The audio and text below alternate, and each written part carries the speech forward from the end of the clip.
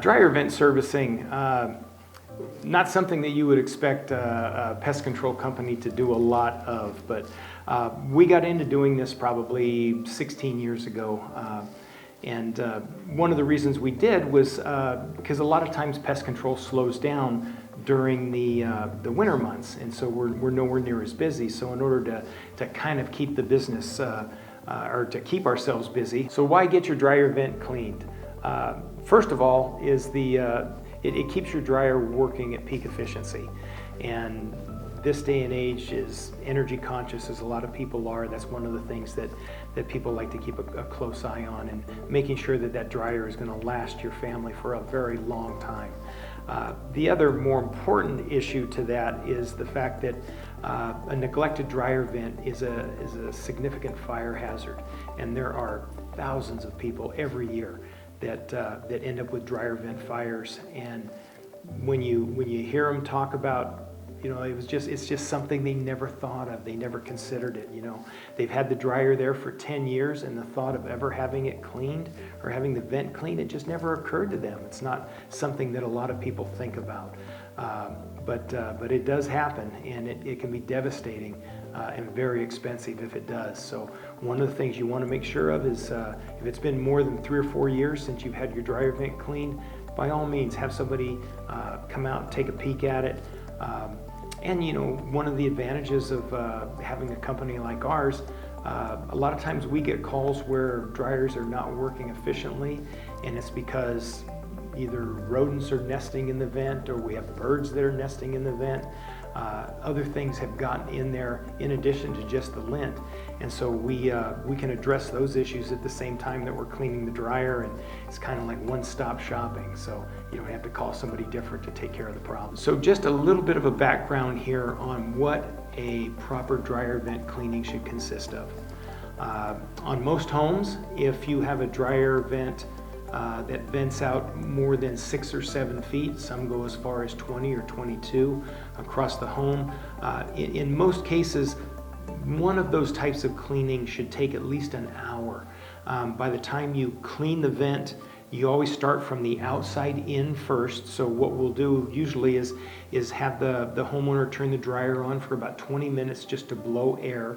And what we have is a series of brushes that we use that rotate very rapidly, and we start those on the very outside access point while the dryer is blowing air out, and we run those brushes through to try and loosen up all of the lint that's accumulated on the inside of the tube.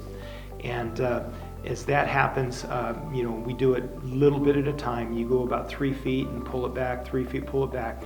And so for some of these long runs that go 20 or 25 feet, it's, the amount of stuff that you will pull out of there by the time you're finished cleaning is enough to fill a 5-pound bucket.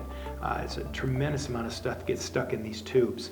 Once the outside vent is clean, then the one thing you really want to make sure of is that your face plate, which is the front part of where that vents, you have all of the louvers that are in place, or that you have a functioning flap on it, and something that's not going to allow rodent access to get in, but yet still allow everything to vent out when the dryer's in use. If there's any breaches to that, any breaks in the plastic, any of the louvers that are gone, all those things should be replaced at the same time that you're doing the cleaning. Once the faceplate looks great, next thing to check is to make sure that where it vents out through the crawl space opening, if it does vent down low, some vent up high through the siding, but down low if it comes out through the crawl space, make sure that all that screening area is tight around the actual vent itself so that rodents can't get in.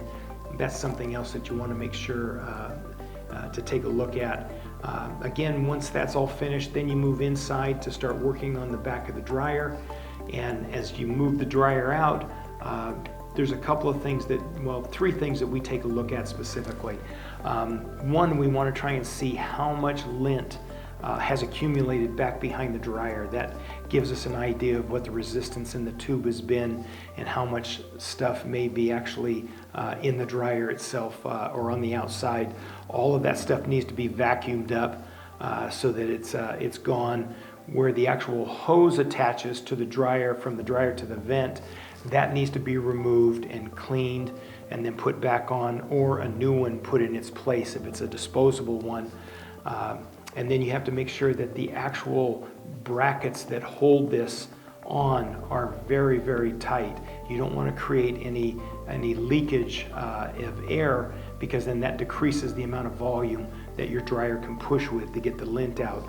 So once all that stuff's been cleaned, everything's been hooked back up, then the last thing we take a look at is, depending on the type of dryer, there are certain ones where your vent trap is up high on the dryer, and then one that's also down below where the door opens. In both cases, there are special tools that are designed to be able to move in and go deep into the dryer and clean out where a lot of the lint accumulates in those areas before it has a chance to actually get into the dryer and vent out. You'll get kind of an impacted amount of this stuff that will get in there. And so that stuff all needs to be cleaned as well. So like I had mentioned, anybody that's coming out to do your dryer service and it takes them 15 or 20 minutes, they're not doing a dryer service. A good company is going to take at least an hour, and to make sure that everything gets looked at and everything is functioning at its top ability. But yeah, it takes time to do it right. We started doing chimney sweep cleaning originally. We had to go back and get certified. Back in Indianapolis, they have a special chimney sweep school that you have to go to for a week. And they take you through everything out in the field and show you how to do it all. And then there's all these rules and regulations you have to be tested on. And anyway, within that school, they also have a dryer vent school where they take you through all the different things on the venting and how to do total rebuilds under houses and how to clean. So anyway, that's how we all learned how to do this.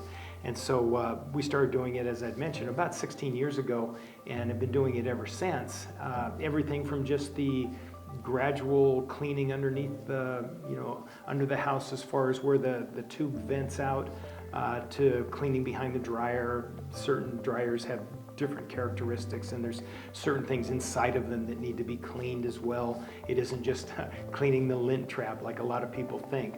A lot of times there's different types of hoses that have to go on the back, or sometimes what they call a zero clearance attachment that needs to go on. So there's a lot of different things that can come into it to doing a dryer vent service.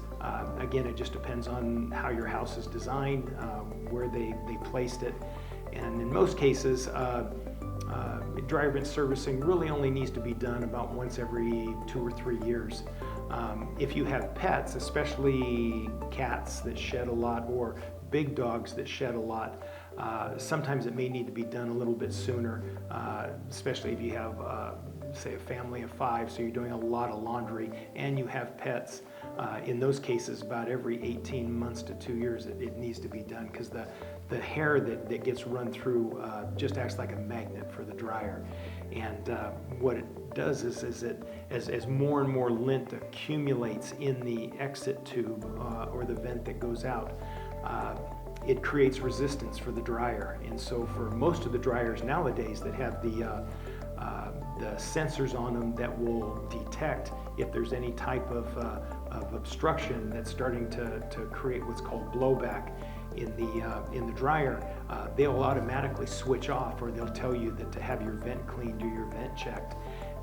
But a lot of the old dryers don't have that, and so we see some where, it's been 10 years since people have had it done, and in those cases, the amount of buildup as far as lint behind the dryer as well as in the tube itself becomes really dangerous, and that's where you start to get your dryer vent fires, that because that stuff is so flammable. All it takes is just the right amount of heat, and everything just starts burning out of control. So it's worth having it done. Plus your dryer will function much more efficiently. We get a lot of people that call us out to do their vents because they've gone through 2 dryers where the filaments have burned out, and again, because the dryer's having to work so hard to push all of that moisture and all of that lint and everything out through a tube now that's severely constricted. And so in those cases, you know, finally they get around to thinking, oh, well, maybe it might be the vent itself rather than my dryer. And sure enough, that's what was causing the problem in the first place. One of the other things that we look at as well is, again, because we do pest control, is a lot of times when people start to lose the face plates on the front of their dryer, we'll get actual mice and rats that will nest inside that tube. And again, that'll create an obstruction, and that needs to be cleared out of there. Or a lot of times when they install these dryer vents in and vent them to the outside, there'll be gaps around that tube where they went through a crawl space vent to put this thing in, and they never bothered sealing it. And so that again allows rats and mice to get into your crawl space. And so that's all stuff that we look for, and if there's something that needs to be taken care of, you know, we make you aware of it and see if something you want to address at that time. But otherwise, yeah, just keeping the dryer vent clean does a tremendous amount for improving the function of your dryer and making sure that your house stays safe.